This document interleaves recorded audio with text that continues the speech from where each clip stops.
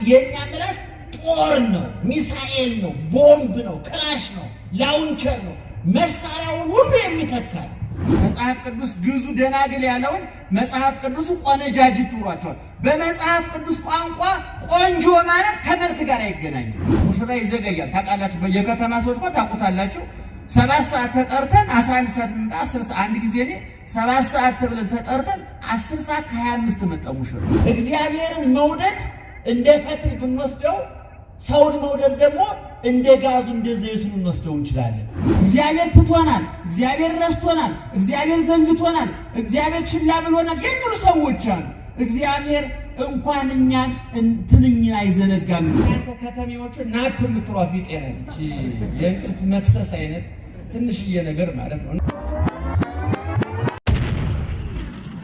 እኔ ብዙ እንደ ከዚህ ቤት በሚዲያም ሰምታችሁ ትሆናል ተናግረው ስለ ኤችአይቪ አቅርቤ ነበር። አንድ ጊዜ የኤችአይቪ የሚያማቸው ወንድሞች እህቶቻችን ከበሽታው ያመነመናቸው የኛ ምላስ፣ የገደላቸው የኛ ምላስ፣ ያከሳቸው የኛ ምላስ። ምክንያቱም የኛ ምላስ ጦር ነው፣ ሚሳኤል ነው፣ ቦምብ ነው፣ ክላሽ ነው፣ ላውንቸር ነው፣ መሳሪያውን ሁሉ የሚተካ። ስለዚህ ሰው ሲማር ካስተሳሰቡ ቀጥሎ ምኑ ይቀየራል? ምኑ ይቀየራል? አነጋገሩ ይቀየራል። ምላሱ ይጠመቃል። እንደ ምላስ እኮ ይቦረሻል አይደል? ቤታችሁ ምላሳችሁን ታጥቡ የለ እንዴ? ሌላ ጠረን እንዳያመጣ ሌላ ችግር እንዳያመጣ ይደረግ የለ እንዴ? ምላስ ደግሞ በንስሐ ይሞረዳል፣ በንስሐ ይታጠባል፣ በንስሐ ይቦረሻል። ተሳዳቢው ምላስ፣ ረጋሚው ምላስ፣ ጥላቻ የሚተፋው ምላስ፣ እርግማን የሚተፋው ምላስ በክርስቶስ ቃል ይቦረሻል፣ ይታጠባል። ስለዚህ ይለወጥና ተሳዳቢው ሰውዬ ምን ይሆናል? መራቂ ይሆናል፣ ይቀየራል። ስለዚህ ትምህርት ሁለተኛ ምን ማምጣት አለበት? ካስተሳሰብ ቀጥሎ ድገሙት። አቤት ያነጋገር። ሶስተኛ የአሰራር ለውጥ ማምጣት አለበት። በቤተ ክርስቲያናችን ቋንቋ የሐሌዮ የነቢብ የገቢር ይባላል። ያስተሳሰብ መጀመሪያ ሰው አስተሳሰቡ ከተለወጠ ቀጥሎ ምኑ ይለወጣል? ንግግሩ ይለወጣል። ንግግሩ ከተለወጠ ምኑ ይቀየራል? ተግባሩ ይቀየራል፣ አሰራሩ ይቀየራል። ለምሳሌ ይሄ እንጨት ነው። እንደዚህ እንጨት የሆነው የትምህርት ውጤት ነው። ሰውየው መጀመሪያ አስተሳሰቡን እንደዚህ መስራት ይቻላል ብሎ አሰበ፣ ተናገረ፣ መጨረሻ ቀረበና ይሄ እኮ በጥንተ ስሙ ምን ነበር? ዛፍ ወይም ግንድ ነበር አለ። አሁን እንዲባላል አይባልም። ተቀረበ፣ ተወረደ፣ ተቀባ፣ ተቀየረ፣ ተለወጠ፣ አዲስ ሆነ። ልክ ሰውም እንደዚሁ ነው። ሰካራሙ አበበ ቤተክርስቲያን መቶ ተምሮ ሲወጣ ሰካራሙ አይባልም። መጽዋቹ ደጉ እሩ ይባል፣ ቆራቢው ይባል፣ ይቀየራል፣ ይለወጣል። ስለዚህ የክርስቶስም ትምህርት የሐዋርያትም ትምህርት ሶስት አይነት ለውጥ እንዳመጣ ተደርጎ የተሰጠ ነው። ለዚህ ነው ቅዱስ ጳውሎስ በሮሜ 12 ላይ ምን ይላል? በልባችሁ መታደስ ተለወጡ እንጂ ይህን ዓለም አትምሰሉ ይላል። ልብ ሲታደስ ምላስ ይታደሳል፣ ምላስ ሲታደስ አሰራር ይታደሳል። እንግዲህ አገር ላይ በፖለቲካው፣ በኢኮኖሚው፣ በሃይማኖቱ፣ በማህበራዊ ኑሮ፣ በትዳራችን፣ በንግዱ፣ በተሰማራንበት የሥራ መስክ ሁሉ እነዚህ ሶስት ለውጦች ልናመጣ ያልቻልነው ትምህርቱ በትክክል ወይ አልተሰጠንም፣ ወይ እንዲሰጠን ፈቃደኛ አይደለንም፣ ወይ ትምህርቱን እናስተማረው የሆነ ቦታ የሆነ ችግር አለ። ብቻ እንደዚሁ ችግር ተፈጥሮብናል። ስለዚህ ክርስቶስ በዚህ ለማጠቃለል በማቴዎስ ወንጌል ምዕራፍ 25 ከቁጥር 1 እስከ 14 ድረስ ኢየሱስ ክርስቶስ ትመስል መንግሥተ ሰማያት አስሮነ ደናግል እንደነሳ ማኅደሮን ወተቀብኦ ወፃ ውስተ ቀበላ መርአዊ ይላል። ባጭሩ መንግሥተ ሰማያት ሕገ ወንጌል ተስፋ ጊዜነ ኢየሱስ ክርስቶስ ሙሽራውን መብራት ይዘው ሙሽራውን ሊቀበሉ የወጡ ደናግልን ትመስላለች ይላል። በጣም ባጭሩ ለመጨረስ ያህል እየተነተንኩት ባጭሩ አንደኛ ሴቶቹ 10 ናቸው። ሴቶች አይደሉም፣ ደናግል ናቸው። ሴትና ደናግል ላይ ሴት የሚባለው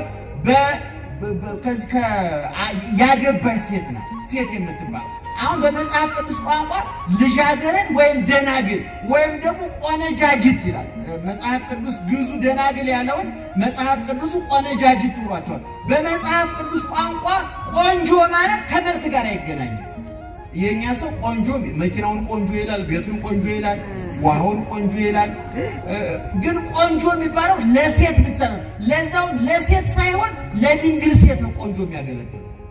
ትንቢተ ዩኤል ምዕራፍ 1 ቁጥር 8 ላይ ስትመለከቱ የቁንጅና ባሏን የፈታች ይላል።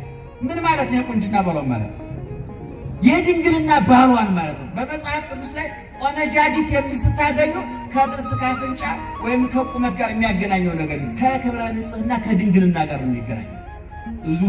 የ15 ዓመት ቆንጆ ናት ይባላል ድሮ።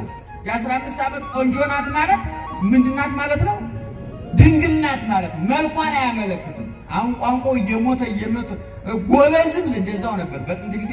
የ30 ዓመት ጎበዝ ነው ማለት የ30 ዓመት ወጣት ነው ማለት ነው እንጂ ፈሪ ነው፣ ጀግና ነው፣ ጠንካራ ነው፣ ደካማ ነው ማለት አለ። አሁን ባዝጋሚ ነው ጎበዝ የሚለው ወደ በትምህርት ጎበዝ ነው፣ በእንትን ጎበዝ ነው። አባባ ጎበዝ ናቸው የ80 ዓመቱ ሽማግሌ ጎበዝ የሚለው ግን ወጣት ማለት ነው በጥንት ቋንቋ፣ በመጽሐፍ ቅዱስ ቋንቋ። ስለዚህ እነዚህ አሁን በምሳሌ ኢየሱስ ክርስቶስ ያስተማረባቸው ደናግል ቆነጃጅት ወይም ልጃገረዶች ስንት ናቸው? 10 ናቸው። በደንብ ያዙልኝ። ስንት ናቸው? 10 ናቸው። ምን ለመቀበል ወጡ? ሙሽራ ለመቀበል ወጡ። ምን ይዘው? መብራት ይዘው ወጡ። ለነሳ ማህቶ ይሆን መብራት ይዘው ወጡ። ይዘው ከሄዱ በኋላ ሙሽራ በገጠር ያደጋችሁ ሰዎች እስኪ እንደው በሰሜኑም በደቡብ በምስራቁ ሙሽራ ስንት ሰዓት ነው የሚመጣው? በገጠር ቀን ነው ማታ ነው? አቤት ማታውቁትን ችግር የለም አናውቀውም በሉ። የምስጢረ ሥላሴ አይደለም። እሺ ሙሽራ ምን ጊዜ ነው የሚመጣው? በገጠር ማታ ነው የሚመጣው። እና እነዚህ እነዚህ ሴቶች ወይም እነዚህ ደናግል መብራታቸውን ይዘው ሙሽራ ለመቀበል ሄዱ። ስንት ናቸው ብያቸዋለሁ? 10 ናቸው። ወጎንዴው መርአዊ ሙሽራው ዘገየ። ሙሽራ ይዘገያል። ታውቃላችሁ፣ የከተማ ሰዎች ነው ታውቁታላችሁ። 7 ሰዓት ተጠርተን 11 ሰዓት መጣ። 10 ሰዓት አንድ ጊዜ ላይ 7 ሰዓት ተብለን ተጠርተን 10 ሰዓት ከ25 መጣ ሙሽራ። በማግስቱ ሊመጣ ለመልስ ሊመጡ ነው ብዬ ነበር። ነው እንደሚችል እንደዛው ነው ይመጣል። አንዳንድ ጊዜ እኛ ግን ጊዜ ወርቅ ነው ፈረንጆች፣ እኛ ግን መዳብ እንኳን አይደለም። በእኛ ነው ድሮ ሙሽራው ዘገየ። ሲዘገይ እነዚህ 10 ሴቶች ምን አደረጉ? ተማካከሩና ሙሽራው መዘየቱ አይቀርም፣ ትንሽ እናንቀላፋ፣ ትንሽ እንቅልፍ ሌሊቱ ሁሉ ከሱ ጋር ስለምናደር ኋላ እንዳይደክመን ለምን ትንሽ ረፍት አናደርግም ብለው ገደም ባሉበት ገደም ማለት ስንት ናቸው? ለምን ሄዱ? ምን ይዘው? ማንን ለመቀበል? ሙሽራው ምን ሆነ? ዘገየ። ሲዘገይ ምን አደረጉ? ትንሽ እናንተ ከተሜዎቹ ናፕ የምትሯት ቢጤ ነች፣ የእንቅልፍ መክሰስ አይነት ትንሽዬ ነገር ማለት ነው። እና ተኙ። ወዲያው ተኝተው ትንሽ እንደቆዩ ግርግር ተሰማ። ማን መጣ? ሙሽራው መጣ። በኋላ የተኙት ስንቶቹ ናቸው? 10። ወዲያው ሙሽራ መጣ ሲባል 10 ሁሉ ከእንቅልፋቸው ነቁ። ልብ አድርጉ፣ ምሳሌው በትክክል ተከታተሉ። 10 ሁሉ ከእንቅልፋቸው ነቁ። የሚገርመው ነገር ግን 10 ሁሉ መብራት ይዘዋል። በጥቅሉ መብራት ነው እንጂ የተባለው የ5ቱ መብራትነቱን ያላሟላ ነበር። ምክንያቱም በዛን ዘመን መብራት መጠቀም ማለት እንደው ፈትልና ዘይት ነው የሚለው። እናንተ በሚገባች ኩራዝና ክር እንበለው። ኩራዝ ታውቃላችሁ አይደል? አንድ ኩራዝ ለመጠቀም ስንት ነገር ያስፈልጋል? ክርና ጋዝ። ጋዝ ብቻውን ያገለግላል? ክር ብቻውን ያገለግላል? በዚህ ቋንቋ እነዚህ ሴቶች ፈትልና ዘይት ነው የያዙት። ይገርማቸዋል። ወይም ደግሞ ቅባት ሰም የሚነከርበት ክሩ ተነክሮ ወዲያው ይለኮስና ይበራል። ከ10ሩ 5ቱ ሁለቱንም ይዘዋል። ክሩንም ጋዙንም ማለት ነው። 5ቱ ግን የያዙት ክሩን ብቻ ነው። በኋላ ሙሽራው መጣ። እነዛ ሁለቱንም የያዙት ክሩንና ጋዙን የያዙት ወዲያው ለኮሱና እያጨበጨቡ እልል እያሉ ሙሽራቸውን መቀበል ጀመሩ። እነዛ 5ቱ ግን ክር አልነበራቸውም። ማነው ዘይት አልነበረ ወይም ጋዝ አልነበራቸውም። እና ኧረ እባካችሁ ሀባለ ቅባ እንቅብክን፣ እባካችሁ ከቅባታችሁ ከዘይታችሁ ከጋዛችሁ አበድሩን አሏቸው። እያአክል ለእናንተና ለእኛ አይበቃም። ሁራ ወተሳየጣ ሂዱና ገዝታችሁ ኑ አሏቸው። ሰዓቱ ምንድን ነው? ማታ ነው። ማታ ገበያ ይዘጋል አይዘጋም? ይዘጋል። በኋላ እነዛ ሴቶች ሄዱ። ልበ ቢሶቹ ሙሽራውን ባለበት ትተው ምን ፍለጋ ሄዱ? ጋዝ ፍለጋ ሄዱ። ተንከራተው ሱቁም ተዘግቶ ምንም ተዘግቶ ሳያገኙ ተመልሰው ከተፍ ክራቸውን እንዳልጠለጠሉ ሲመጡ ያሁሉ ግርግር የለ ውካታ የለ። ሙሽራው ገብቶ መብራት የያዙ ሴቶች ገብቶ ከሙሽራቸው ጋር ራታቸውን እየበሉ በሩ ተዘግቶ ባዶ ሆኗል። አንኳኩ። አርኅወነ እግዚኦ አርኅወነ አርኅወነ እግዚኦ አርኅወነ፣ እባክህ ጌታ ሆይ ክፈትልን ብለው ጮኹ።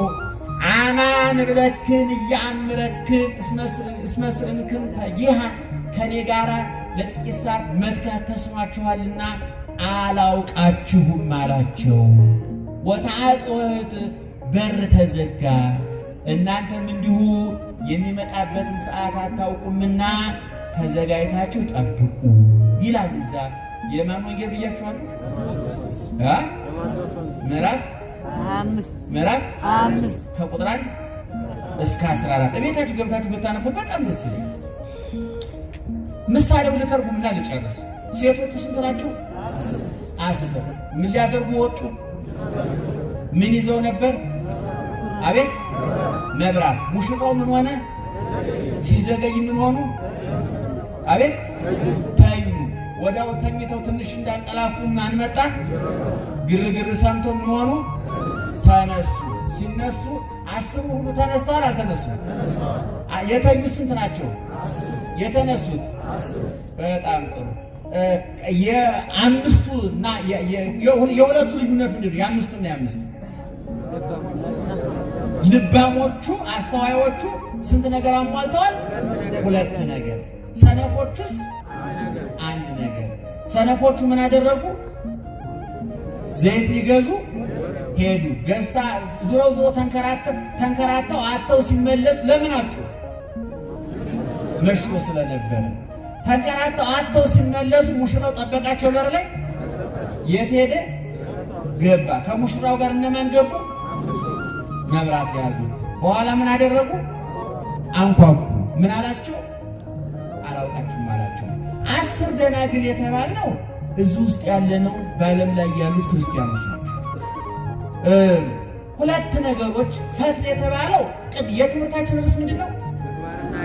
የትምህርታችን ርዕስ ሃይማኖትና ምግባር። ስንት ነገር ማለት ነው? 2 ነገር። ፈትል የሃይማኖት ምሳሌ ነው። ክር ወይም ጋዝ የምግባር ምሳሌ ነው። ፈትሉ ወይም ክሩ ያለ ጋዝ ያለ ዘይት ብርሃን ሊሰጥ ይችላል? አይችልም። ጋዙን ብቻውን አይበራም፣ ክሩን ብቻውን አይበራም። ብርሃን ለመስጠት ሁለቱ ምን መሆን አለበት? አቤት መዋሃድ አለበት። እነዚህ ሴቶች 5ቱ ሁለቱንም ይዘዋል። ፍቅረ ቢጽና ፍቅረ እግዚአብሔርን መውደድ እንደ ፈትል ብንወስደው፣ ሰውን መውደድ ደግሞ እንደ ጋዙ እንደ ዘይቱ እንወስደው እንችላለን። ስጋ ወደሙን መቀበል እንደ ፈትል ብንወስደው፣ የተራበ ማብላትና የተጠማ ማጠጣት ደግሞ እንደምን እንወስደዋለን? እንደ ክር እንወስደዋለን። 10 ሴቶች ስንት ቦታ ተከፈሉ? 2 ቦታ። ዓለም ላይ ያለው ቦታ 2 ነው። ብርሃንና ጨለማ፣ ቀንና ሌሊት፣ ክረምትና በጋ፣ ረሃብና ጥጋብ፣ ሐዘንና ደስታ፣ ማግኘትና ማጣት፣ ጤንነትና በሽታ፣ ሴትና ወንድ፣ ሁሉም 2 ቦታ ነው የሚከፈሉ። ክርስቶስ ሲመጣ በዙፋን ላይ ተቀምጦ ስንት ቦታ ይከፍላቸዋል? 2 ቦታ፣ በቀኝና በግራ። እነዚህ 10 ሴቶች ስንት ቦታ ተከፈሉ? 2 ቦታ። ዓለም ላይ 2 ነው ያለው። ግማሹ ፈትል ያለው ወይም ደግሞ ዘይት የሌለው፣ ግማሹ ደግሞ ፈትልም ዘይትም የያዘ። እኛ ቅዱስ ጊዮርጊስ፣ አቡነ ተክለ ሃይማኖት፣ መርቆሬዎስ፣ ቂርቆስ፣ ኢየሉጣ፣ አርሴማ፣ ተክለ ሃይማኖት ብለን ጽላት ቀርጸን ቤተ ክርስቲያን አንጸን የሰማዕታት ገድላቸውን፣ የጻድቃን ተአምራቸውን፣ የመላእክት የሊቃውንት ድርሳናቸውን፣ የሁሉንም ስንክሳራቸውን ጽፈን በውዳሴ በቅዳሴ በማህሌት በሰዓታት የምናነሳሳቸው ምግባር ከሃይማኖት የተዋሃደላቸው ናቸው። ምግባር ከሃይማኖት የጸና ሃይማኖት የቀና ምግባር ያላቸው ማለት ነው። ስለዚህ ምዕመናን ሙሽራው ዘገየ ማለት ክርስቶስ ሄዷል። መጥቶ ስራውን ሰርቶ ተሰቅሎ ሙቶ ተነስቶ ዛሬ የት ላይ ያለው? በክብር በሰማይ ነው። መልሶ ይመጣል አይመጣም? ይመጣል። ጸሎታችን ውስጥ ትልቁ አንዱ አረፍተ ነገር ምንድነው የሚለው? ስምህ ይቀደስ ካልን በኋላ ምንድነው የምንለው? መንግስትህ ትምጣ። የማን መንግስት? የእግዚአብሔር መንግስት። አሁን ሙሽራው ሲዘገኝ ሴቶቹ ምን ሆኑ ብለናል? እነዚያ ደናግሉ አቤት ተኙ ማለት ነው። ክርስቶስ እስከሚመጣ ድረስ ዓለም በጠቅላላ ይተኛል። ጻድቁም አሁን ልባሞቹም ሴቶች ሰነፎቹም ሴቶች ተኙ ማለት ሁሉም ይሞታል ማለት ነው። ጴጥሮስም ሙቷል፣ ይሁዳም ሙቷል፣ ጻድቃንም ይሞታሉ፣ ኃጥአንም ይሞታሉ። ድንግል ማርያም ሳትቀድሞ ሙታለች፣ ተነስታ ማድረጓለች። ስለዚህ ክርስቶስ ይዘገያል፣ ግን አይቀርም። ሐዋርያው ቅዱስ ጳውሎስም ሲናገር በዚህ በፊልጵስዩስ 1:29 ጀምሮ ስታነቡ በአንዳች እንኳን በተቃዋሚዎች አትደንግጡላል። ይሄ ለነሱ የጥፋት ለእናንተ የመዳን ምልክት ነው ይላል። ክርስቶስ ሲዘገይ መከራው ሲበዛ መንደዱ፣ መታረዱ፣ ጥፋቱ፣ ውድመቱ፣ ጭካኔው፣ እንባው፣ ዋይታው፣ ሰቆቃው ሲበዛ ብዙ ሰዎች ይጠይቃሉ። እግዚአብሔር ቢዘነጋማ ሳምባ ስራ አይሰራም ነበር፣ ኦክሲጅኑ አይሳብልም ነበረ። የምተነፍሰው በመንግስት ፈቃድ ነው እንዴ? ክረምትና በጋ የሚፈራረቀው በባለስልጣን ፈቃድ ነው እንዴ? ሌሊትና ቀኑ የሚፈራረቀው በእኛ ፈቃድ ነው እንዴ? አይደለም። እግዚአብሔር አልተወንም፣ ይመጣል። እግዚአብሔር ሁላችንም ሞት ድል ነስተን እንነሳለን። ነገር ግን ቅድም እንዳልኳችሁ ምግባርና ሃይማኖት ሊታረቅልን ይገባል። ቅድም በመጀመሪያ ተናግሬያለሁ። ትምህርት ስንት አይነት ለውጥ ማምጣት አለበት ብያለሁ? 3 አይነት፣ ያስተሳሰብ፣ ያነጋገርና ያሰራር። አሁን ምግባር ማለት ያስተሳሰብ ለውጥ ማምጣት ማለት ነው። ያነጋገር ለውጥ ማምጣት ማለት ነው። ያሰራር ለውጥ ማምጣት ማለት ነው። ይቅርታ ማድረግ። አሁን ቅድም ክር፣ ዘይት ወይም ጋዝ ያለው እኮ ይቅርታ መጠይቅ እኮ ነው። እህቴ ቅድም አጥፍቻለሁ፣ ልክ ነሽ፣ ይቅር በይኝ ቢል አንድ አባወራ ይከብራል ይዋረዳል? ይከብራል ይዋረዳል? አንዲት ሚስት ወንድሜ በድያለሁ፣ አሳዝኛለሁ፣ መናገር አልነበረብኝም፣ አሁን ሲገባኝ ጥፋተኛ ነኝ ብላ ይቅርታ ብትጠይቅ ከበረች ተዋረደች? ከፋለች ዝቅ አለች? ይሄ ነው ጀግንነት የሚባለው። ክርስትና ገባው የሚባለው ይሄ ነው። ክርስትና ይለውጣል። ባለጡንቻውን የትህትና ባለቤት ያደርገዋል። ሌባውን መጽዋች ያደርገዋል። በቴስታ ጥርስ ያራግፍ የነበረው ሰውዬ ወርቆ ጥርሱ እንዳይረግ ደጋፊ ያደርገዋል። ሽማግሌ ይደግፋል፣ አሮጊት ይደግፋል፣ የወደቀ ያነሳል፣ የጎሰቆለ ይደግፋል። ትምህርት ሲገባ ይሄ ነው። ሃይማኖት ሲገባ ይሄ ነው። ምግባርና ሃይማኖት ሲታረቁ ይሄ ነው። ስለዚህ ሙሽራው ይመጣል በእርግጠኝነት። ሙሽራችን ማን ነው ብያለሁኝ? ኢየሱስ ክርስቶስ ነው። ይሄ ሄሬኔዎስ የሚባል ሊቅ በሁለተኛው መቶ ክፍለ ዘመን ተናግሮታል። በኋላም የኛው ሊቅ ቅዱስ ያሬድ መራዊሃ ለቤተ ክርስቲያን ብሎ የቤተ ክርስቲያን ሙሽራዋ ብሎታል። በዮሐንስ ወንጌል ምዕራፍ 3 ቁጥር 28 ላይ፣ በዮሐንስ ራእይ 19:7፣ በዮሐንስ ራእይ ምዕራፍ 21 ክርስቶስ ሙሽራ ተብሎ ቤተ ክርስቲያን ሙሽሪት ተብላለች።